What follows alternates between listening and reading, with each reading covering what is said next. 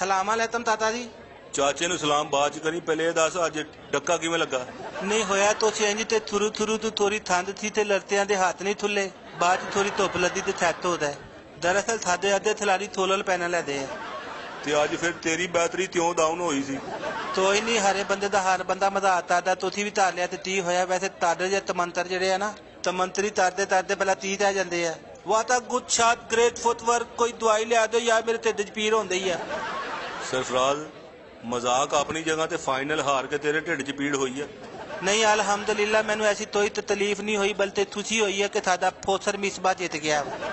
ते रह दी तप दी दल ते ओदे नाल बंदा सैल्फियां बना सकदा, तेरा ता पी सकदा। ਓਏ ਇਹ ਇਜਾਜ਼ ਹੁੰਦਾ ਤਿੰਨ ਬਾਹਾਂ ਵਾਲੇ ਕੀਪਰ। अच्छा अच्छा पहले दसना जी, पहले तू सुता सी?